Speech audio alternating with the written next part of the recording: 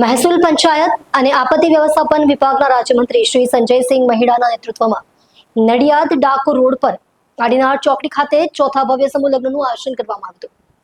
મા બાપ વિહોણી અને જરૂરિયાતમંદ 101 દીકરીઓને સ્નેહભરી વિદાય આપવામાં આવી. પ્રત્યેક કન્યાને રાજ્ય સરકારની કુંવરબાઈ મામેરુ અને 7 ફેરા સમૂહ લગ્ન યોજના હેઠળ રૂપિયા 24,000ની સહાય આપવામાં આવે તે ઉપરાંત તમામ નવ દંપતીઓને TV, fridge, cooler, sofa set, તિજોરી, ઘરઘંટી, પલંગ અને કિચન સેટ સહિતની સંપૂર્ણ ઘરવખરી આપીને આત્મનિર્ભર બનાવવામાં આવ્યા હતા.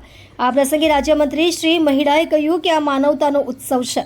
વડાપ્રધાન નરેન્દ્ર મોદીના નારી વંદના સંકલ્પને આગળ ધરીને આ આયોજન શક્ય બન્યું.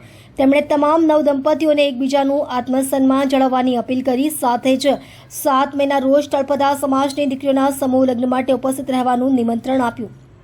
કાર્યક્રમમાં ખેડા સાંસદ શ્રી દેવુસિંહ ચૌહાણ, અગ્રણીઓ, ધારાસભ્યો, કલેક્ટર, પ્રાંત અધિકારી, તાલુકા પંચાયત સભ્યો, દાતાઓ અને મોટી સંખ્યામાં જાનૈયાઓ ઉપસ્થિત રહ્યા હતા. સમૂહ લગ્નમાં એર કુલર, ફુવારા, પીવાનું પાણી, મોબાઈલ, ટોયલેટ, બેઠક વ્યવસ્થા અને લોકગીતોની પ્રસ્તુતિની વ્યવસ્થા કરવામાં આવી હતી.